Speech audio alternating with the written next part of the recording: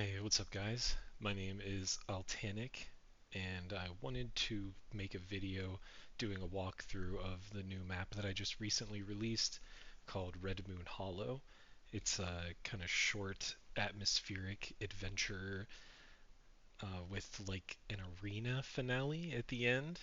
I think it turned out really nice, and I kind of wanted to make another video like I did with Liminal Space, kind of just talking about my ideas behind Red Moon Hollow, and uh, also to give people some clarity on like the maze, because I heard a lot of people were having problems with the maze, and to, I guess, kind of talk about some of the enemy placement, because people seem to also think that the enemies weren't placed very well.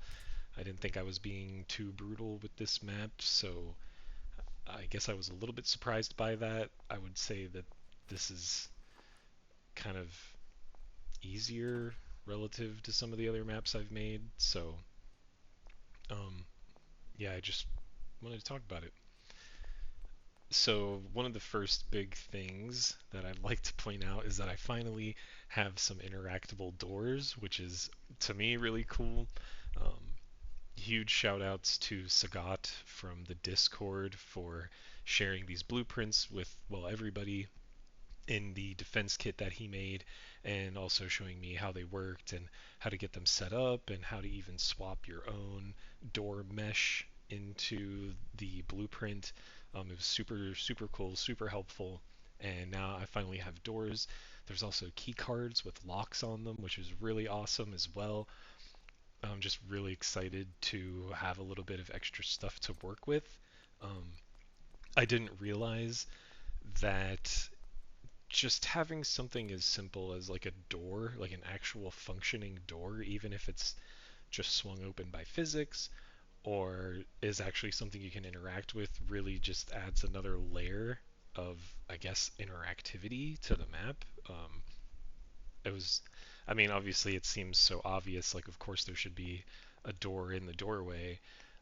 But when you actually have the difference between one being there and one not, and you see the difference like all the way through, I was kind of like, wow, it's just almost shocking the kind of, in a way, like the atmospheric difference it made. So I thought that was really cool. Um, One thing I wanted to talk about is also that this was originally going to be like, this was actually going to be like the back rooms. Um, I had initially kind of had this idea that this was going to be some large scale, grand backrooms environment that you would wander through. And that was kind of it, really. It was just about that simple. And as I was building it, I kind of ended up losing like a focus or inspiration for that idea. I didn't really know what exactly I wanted to make in that kind of environment, which left me a little, um, yeah, just kind of like unmotivated. So what I ended up doing was um, this, which was initially like that first beginning little section, was going to be further into the back rooms and things like that. This whole thing was just going to be back rooms, but it turned into just kind of like the initial entry point to the map, and so that's kind of where we are now. I really wanted to expand, or not really expand, but one of my favorite like spatial ideas for liminal spaces was always these kind of infinite apartment buildings. They're just kind of unsettling or maybe like a little disorienting, and I just liked the kind of visual of it. This originally I thought was going to be like a street that I would put together, but I ended up not going with that idea because I couldn't properly create a skybox at the time. Now I understand it a little bit better after building the map, but at the time, in the beginning stages, I didn't know how to build the skybox. So I kind of got this feeling that a big open street without any kind of like stars in the sky or some kind of sky texture, that it was just going to maybe be a little bit jarring, or less immersive, which may not be the case. Maybe it would also be kind of weird because everything is black in the sky. But that was really just the thought process behind it. So I kind of strayed away from the idea of making this kind of open city environment. I would still like to do that in the future, but right now I just that was just not something I wanted to follow through with on this map because I felt like I could capture a better vibe than doing something like that. Um, and then in the future, I can make it better, make it not look cheap or something like that. And this map actually has a moon, which I guess to me was kind of cool, even though it's like a simple thing. But I just put a giant sphere in the sky and put the moon's texture on it, and I blasted it with a bunch of red rectangular lights to kind of give that vibe that it's like a blood moon, or just that the moon is red instead of its normal whitish blue color. And I thought that that really just kind of enhanced the feeling, especially with it being Red Moon Hollow. You would hope that you look up in the sky and see a red moon or something, and there is. So um, I don't know, I just really like that. It's like the little things for me. Um, and so yeah, so this was just originally going to be kind of a large like facility, but then I had the idea of doing something open. I wanted to learn how to do an open area that wasn't closed in because Liminal Arena and Liminal Space were both entirely indoors. There was no outside environments really, so I knew that I wanted to learn how to do that so that, in the future I can mix, indoor outdoor environments or do totally outdoor environments, and I knew that that would be beneficial to learn. So I spent a lot of time um, looking into skylighting and directional lighting and just trying to, find the best ways to optimize it, make it look visually thematic, I guess, so that it goes with this kind of dark blood moon sky environment that I was thinking of or imagining as I was building. And actually, the idea for the whole Blood Moon, Red Moon Hollow didn't really come until later on in development, where I started to feel like um, I started building like a courtyard, and then you know I was like, how can I make this creepy and scary? And then I thought, maybe you can look up in the sky and the red moon is out, and then I'm like, okay, how do I make the sky red so it looks like the blood moon is illuminating the sky with this red haze that's also unsettling and eerie. So that actually didn't come until a lot later. And initially, this was going to be something where you would go in through this courtyard and you were actually going to go up into the apartments and kind of adventure around, and then, it would go from there. But I sort of the way that I structured the apartments made it easier to do a sort of basement environment. Obviously, that kind of fits with like creepy tone, and so I had this idea that I just really, overall, I just wanted to make a creepy basement environment. Um, it's funny enough, if some of you are familiar, which I'm sure you are, of the classic like Windows, I don't know, like Windows 98 or something screensavers, where it was like kind of a liminal space in a way, uh, just like infinite like scrolling brick wall puzzle kind of thing. And I actually was thinking a lot about that whenever I made this environment in particular, like these hallways. I was actually thinking about that like a Windows screensaver, um, and kind of like the narrow corridors and the just kind of basic like textures and the basic environmental setup. That kind of thing was really what I was thinking about in that moment. So, got some exploding goons over here. I think I just cleared everybody out.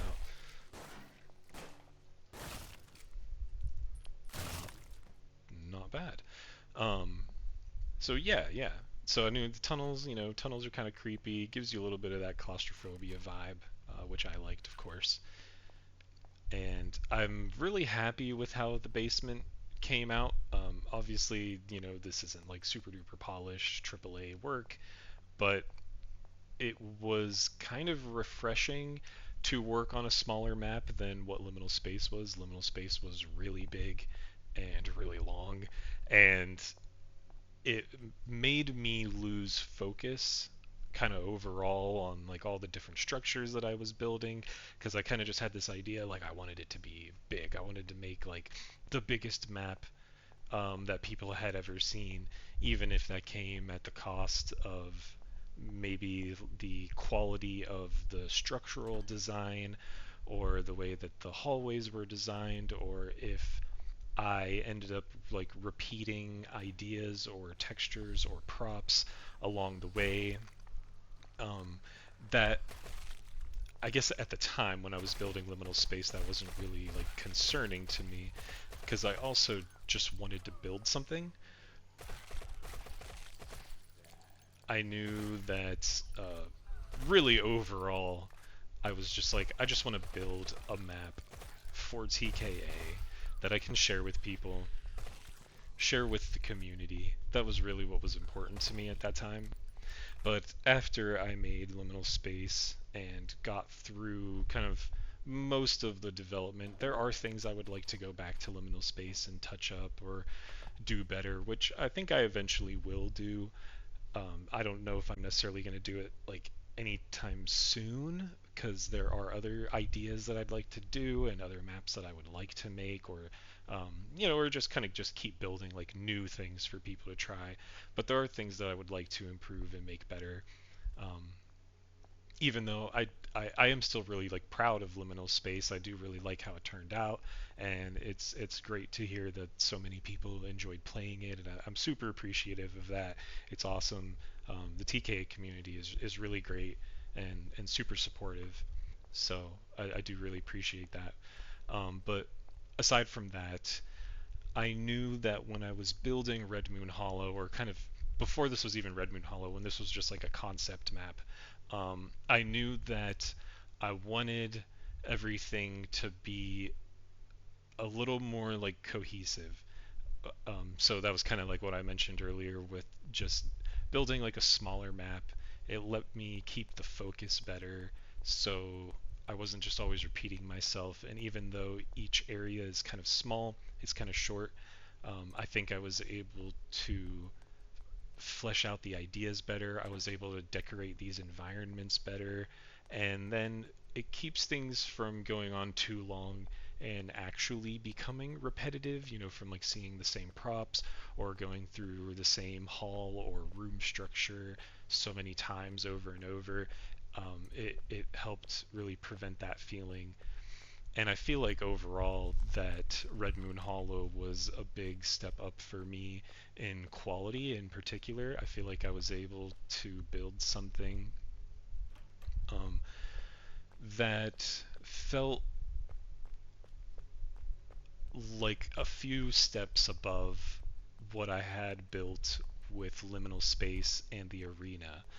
I really like how the arena came out, and there was a lot of thought that went into building it, like the shape of the rooms, and I did a lot of play testing to make sure that I knew that there needed to be at least one room where you could kind of bunker down.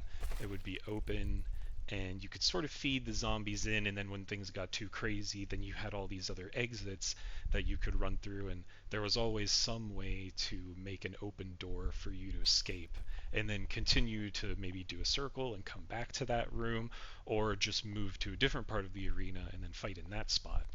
Um, so there really was like I did, even though all the textures are kind of repeating and it's not very spectacular visually, there was a lot of thought that went into actually making it fun to play and making it a good arena, because in the end with Liminal Arena, what I really wanted to do was make something that people would want to replay. I basically, in my mind, had the thought that I wanted to make like the best arena that TKA has. And even though Liminal Arena is really, really difficult, we didn't have that level of like extreme difficulty in the base game, and not everybody's looking for that, which I understand. I don't blame anybody for thinking Liminal Arena is like almost unfairly difficult because it kind of is, but I mean not entirely, but kind of. And so I guess I just wanted to kind of capitalize on that. Like I wanted it to really feel like you were traveling and fighting through a massive horde. So I think that turned out pretty good. And I wanted to get back to like Red Moon Hollow is just basically I wanted to maintain that same level of focus and yeah, making sure that it felt all like replayable and a good environment to go through. It was interesting visually. It was kind of like combining my idea behind Liminal Arena with making the structure like more intentional while also carrying over that really cool horror adventure feeling that I think a lot of people got from Liminal Space. That was really important to me, and of course I love horror games. I also love the way that TKA captured horror like in the base game. So and I felt that it needed more of it. I still feel like TKA needs more of that horror, and I'm gonna do what I can to bring that to the game in a way that I see horror. So, um, yeah, and so before I go too far, I just wanted to mention that this is like one of my favorite scenes. I was really happy with how this ended up looking. Um, Initially, this looked way more ominous because the sky was just black and there was nothing except for these light posts, which did look really cool. But I do love this like atmospheric red haze in the sky, especially when if you look up in the beginning of the map or later on that you see the blood moon is actually out, and it kind of makes sense. But I just loved how this scene turned out. And like I said from earlier, with the whole liminal space vibe, I was really going. I wanted to capture that liminal space feeling, and I also, like I said earlier as well, I liked the that concept of like those infinite apartment buildings. They were just kind of strange um, architecturally, right? They're just odd, and which is right. That's kind of the idea behind liminal spaces. So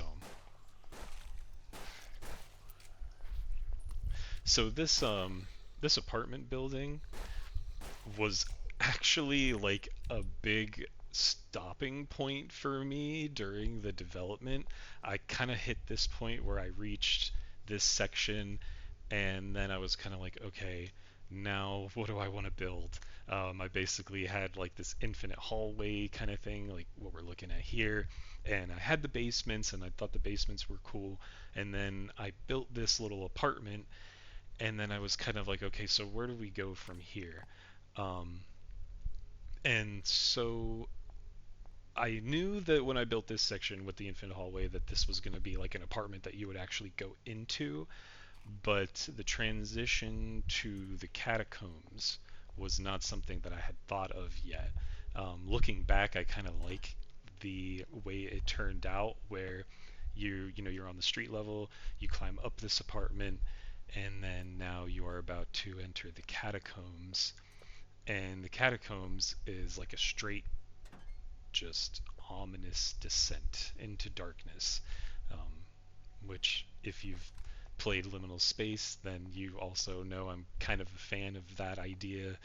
The descent into darkness, not even necessarily going downward, but just kind of conceptually.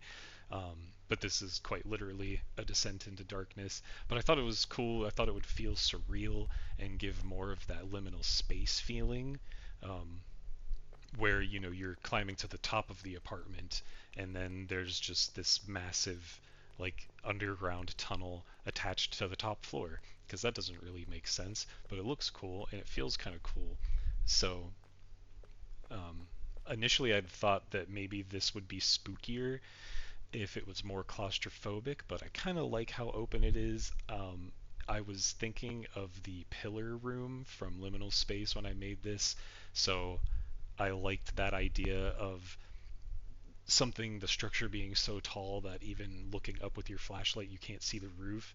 It just kind of feels weird and it feels ominous and it feels like something could come out of the darkness that you don't expect. And I like that feeling.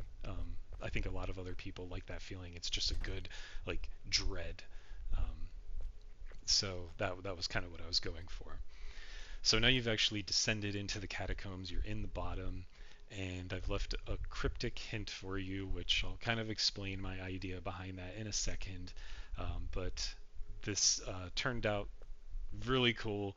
I actually used ChatGPT a lot to help me generate these, so I asked it to write kind of a stylized word art, and it gave this to me, which, it at least serves its purpose for me. That's pretty much what matters. So this is your hint, and then a more cryptic hint, but hopefully it'll make a little bit of sense once I kind of explain why I used that as a hint. So as you'll see, or as you can see now, that there's a red light, a blue light, a green light, and a yellow light. So if we go forward, you'll see that there's two on the wall. And I was hoping that by doing this, that the player would notice that the two is blue and it's on the wall, and it's also in the same zone with the blue light. So I was hoping that maybe when the players saw that, that they would maybe have the idea that perhaps the other colors or the other numbers are located maybe in nearby the other light sources, the other colored lights, which is kind of what I did. People got more confused, not necessarily than I thought they would. I knew that this was still going to be kind of a difficult puzzle, especially because the catacombs are so large and it's so maze-like to it's hard to orient yourself. Um, but that's also kind of the idea behind letting the light guide you too, because you can be on the other side of the hallway and still look down and see maybe what color row you're in. But that's beside the point. So the next number is hidden here, 7, in the row with the red light. And the last number that you need is going to be a little bit harder to find. I give the green light to you at the exit of the catacombs, so we'll see that later. Um, the yellow number is the hardest to find because it's not so close to the light, or it's not directly given to you. And that's on purpose. I didn't want all of the numbers to be really hard to find because the catacombs is so large. But I didn't want it to be too easy, so I knew I wanted to make one of the numbers difficult to find. So that was the yellow number, which also I will say that when you stumble upon it in the catacombs, that it's not necessarily easy to see. So I can understand some people's frustrations, feeling like they kind of ran around here without finding anything, because it does blend in a little bit. Um, if you're taking your time and kind of just walking, you should still notice that there's kind of a patch on the wall, or it looks a little bit different, maybe depending on the angle, as you can see here. But if you're walking through, then hopefully you'll still see that there's some kind of marking on the wall, um, and then you'd recognize that it's something. But understandably, um, this was not necessarily easy to pick up on, so I'm not, mad at people for that. I had thought about making these decals a little bit more emissive, so they actually gave off maybe a little bit of light, or they were a little bit like reflective. I'm just not as familiar with tweaking those values or setting up an emissive material. I could have figured it out, but I kind of figured that it was going to be okay, and there are plenty of people that have already successfully beaten the map. They've found all of the numbers, so I know that it can't be that bad. It's just kind of a matter of like taking your time and really looking through the different halls. So the last number here is number 9, right on the wall. I also took a lot of time to like nail in the lighting or some of the vibe, and I don't know why, even though the scene is so simple, I just really like this vibe right here, but that's beside the point. So the way you're going to actually get out of here and figure out the code is, so as you saw, there was 7, 2, 9, and 4. So the code goes from the front to the back. So you've got red, blue, green, and yellow, right? So then you're at the door, so that would be 7, 2, 9, 4 for red, blue, green, yellow. So now we're actually into the next section of the catacombs. We're in the next hallway. Um, I actually looked at some maps of actual catacombs to get an idea of the way that catacombs were structured. That, funny enough, that kind of grid-like maze that I put together is pretty accurate to a lot of different catacomb structures, which I thought was cool. It wasn't necessarily what I wanted to do because I thought that it was just going to be a maze before it was going to be like a catacombs, and then it turned into the catacombs, and then as I looked at blueprints it turned out I was actually pretty close to the structure of a real catacomb, so that was pretty cool. But a lot of the other things that I saw also included kind of branching tunnels that would go into other larger rooms and then continue to branch, or they would branch off of that. And so that was what I kind of did with some of these other rooms. So these are kind of your other central, in a way, like hub zones of the catacombs. And now I'm trapped in here. Oh, great. Okay. But yeah, so these are kind of like your other central sections or just other rooms kind of as you're going deeper into the catacombs. I really liked how this scene turned out. I feel like this turned out really good. I'm super happy with it. Like I said, and this is kind of just another like good example of how with this map being a lot smaller and a lot shorter, I felt like I could really create a more focused, better decorated, more atmospheric, even though it's shorter. Maybe people would want to take more time to play it. So this room was actually going to be an arena. I had thought that about making like a wave-based kind of survival mode here, but as I was building it and as I was playtesting it, I was also kind of like, this doesn't really feel like a good spot to stop the player and make them fight like a wave-based horde. It didn't it didn't make sense with like the flow of the level. So I ended up changing that, and instead it's basically just like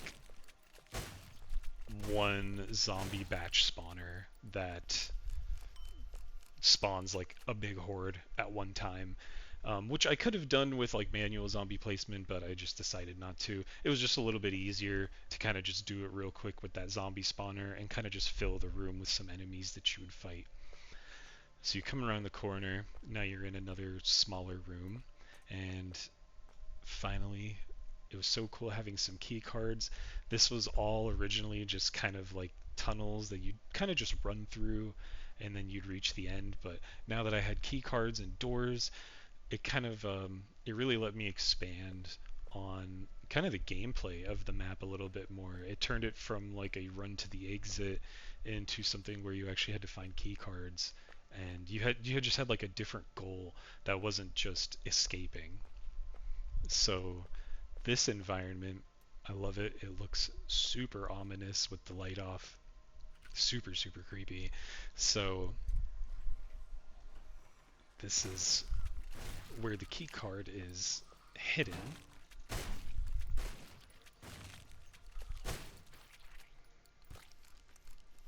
I'm going to try not to die. Well, I'm not going to die, but...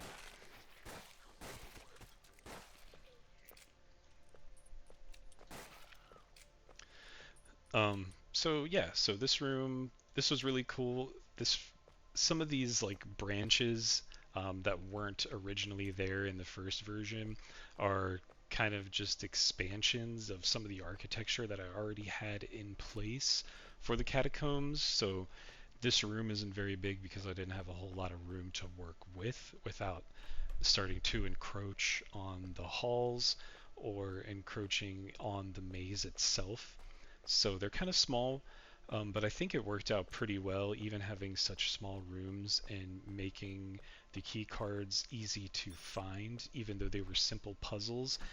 I think it just added another layer of just kind of fun or just something interesting to do in the map other than go from room to room or travel through hallways fighting zombies.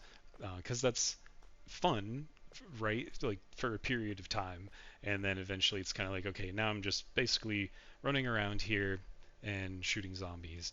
And really the only way I was able to kind of get around that feeling with liminal space was the idea of having all of those like different locations, because I was like, okay, if you're just kind of moving from point A to point B, then you're going to need something kind of interesting to look at along the way. So that's how I think liminal space, like part of the reason it's still succeeded in a way that it did, even though it's so basic and not very polished and not super well put together.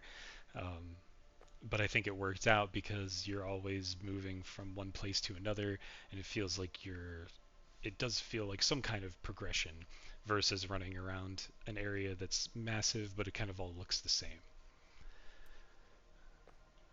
And aside from that, I did really like how this scene turned out. Um, the lighting and the shading and all that, just I feel like it looks really on point. It just captures like that dark catacombs environment. I also love this room.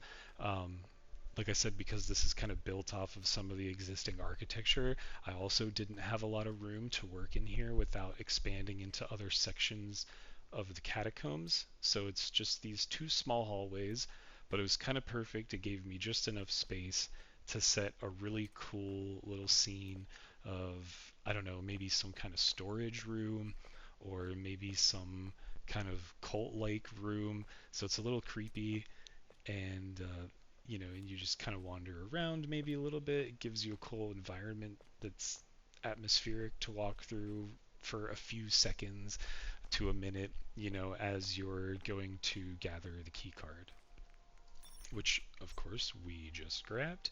And now we can go into the last rooms of the catacombs. I put these caskets in garbage cans because I did not have really, I didn't know what I wanted to do with this room, but like of course it's the end of the catacombs before you get to the hollow. So I did have an idea that this could almost be sort of like a maintenance room where maybe, people in the hollow who maybe were working or something like that would store the tombstones or store the caskets. And I was also kind of thinking that not necessarily intentionally, I just kind of put these caskets in the trash cans, but I also thought once I did it that maybe it would kind of give this feeling of like a disrespect for the dead or something like that. Maybe that's why the zombies are all angry and they're wandering the catacombs because someone's throwing their caskets in a trash can, right? Kind of just like a fun idea, but it does still prove to be kind of atmospheric. And so now we're actually in the hollow, which I was super excited to share this with everybody because, like I said, this was my first like outdoor environment, and I really feel like it turned out looking pretty awesome. It's, super unsettling. It Even though it's an open space, these trees and like the leaves hanging down from the top still make you feel like you're kind of closed in, which is an awesome kind of dynamic, like for it to be open, but still giving that feeling like you're still kind of trapped somewhere underneath these trees. But yeah, overall, I was super super happy with how the hollow turned out. I feel like, um, I mean, not to like toot my own horn or anything like that. I'm not exactly what I'm trying to do, but I do feel like it just looks awesome. Um, it was just completely unlike anything I had done with liminal space or the liminal arena.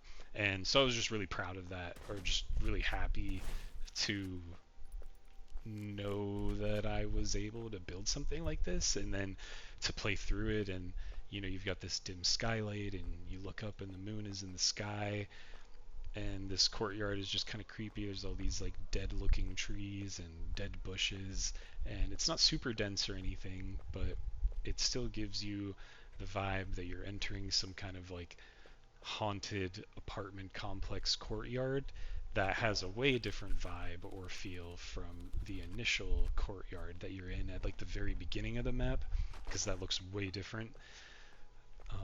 But super pleased with it.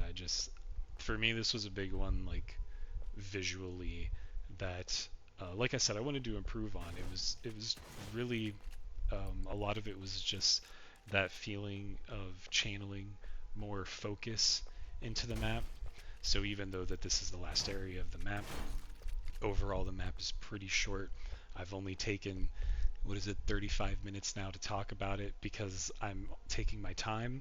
But if you really wanted to, once you really know what you're doing, where you're going, you can really beat this map in like 20 minutes, if you're actually taking the time to like fight all the enemies and sort of play the map. Like if you're not just speedrunning it, then it'll take you maybe like 20 minutes, 25 minutes, which is still a pretty decent amount of time. I'm still happy with that as an overall length for a map like this. And so this hollow, like what's happening right now is basically this, there's sort of an optional horde mode that you can fight at the end. So I was kind of thinking about Left 4 Dead finales and stuff like that. So I knew that even though the actual chapter wasn't very long, that if I could add some kind of finale or just like a horde that you can fight at the end, or just just more zombies to kill, that would just be fun. It would just extend the gameplay a little bit longer, and I just feel like that's always a good thing. More gameplay for the player is always good, especially in this case when it's essentially like optional. So there's this exit here, you can jump through the window, you can leave at any time. You're not trapped here, you don't have to fight these zombies. So if you really wanted to, you can just speed run through the map and then reach the end and just leave. Or if you wanted to, you could stay here for the next like 20 minutes and maybe have some fun just like shooting at some zombies that are wandering the hollow. And that's why there's like vending machines and stuff like that here, so that for the people that are sticking around, or if you're playing on like really high difficulties, that you can have some resources here, and it feels like a proper survival map, and not just like a giant horde at the end that you have no real like control over, or you're fighting with the extremely limited resources that I hand out during the course of the map. So but that's really a lot of what liminal space was. This was me just wanting to make more horror, wanting to make an outside environment, like a map with something that was outside. I also, in that way, like I knew I wanted to learn how to use skylights properly and get an actual outdoor environment going. And that really is a lot of it. That's kind of what this map was like a practice for me, and I really like how it turned out. I also, before I built this map, I got a hold of a couple different asset packs that were on Unreal Fab, so I was able to get some of these cool cemetery packs and these creepy trees and some other really cool stuff that I'm excited to share with you guys as it comes later down the pipeline with other maps that I'm building, like my pacifist map, Magic Forest, and an upcoming snowy village survival map that I have plans to release pretty soon. Um, and those were all kind of those ones are going to be like demo levels that have been repurposed for TKA, but of course, eventually, once I start building my next map from scratch, like Red Moon Hollow or Liminal Space or the Arena, that I'm going to actually use some of those assets, for effect or in the way that I I want to. And yeah, so like I said, you can stay here for the next 20 minutes and just keep fighting zombies and try to survive or do whatever you want. But this really is basically the end of the Hollow, and yeah, I'm super pleased with how it came out. I'm really glad to see everybody enjoying it. It's awesome to read your comments, and you know even the people that didn't have nice things to say, it's still kind of just good to know what's working and what isn't working and what I could improve on, the way that balancing could be changed and improved on. So it's always good to know those things, even if sometimes like the delivery isn't amicable. That's in the end. Um, it's not really my job to get like angry at them for what they say. It's my job to make good maps that people want to play. And I think I succeeded overall in that. I'm really happy with the Hollow, and I'm glad to hear that everybody else is too. So this is the end. You can jump through this window, and the map is over. This recording is actually longer than the first one, but yeah, so I mean, clearly, as you can see, if you're taking your time, kind of taking in the atmosphere and stuff like that, you could take 30 minutes to an hour. I've seen people play this map for like an hour and a half just to get through like the maze or kind of just hanging out in the end zone.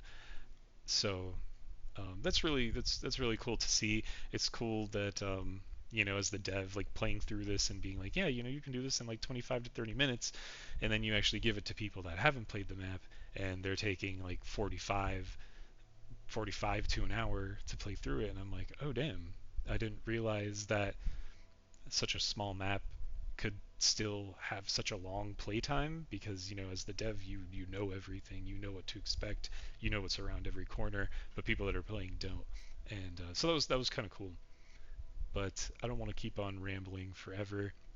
I hope you guys enjoyed the playthrough, and yeah, definitely go try out the map and let me know what you think, good or bad. And that's pretty much it. So thanks for watching. Go check out Red Moon Hollow, and have a good night.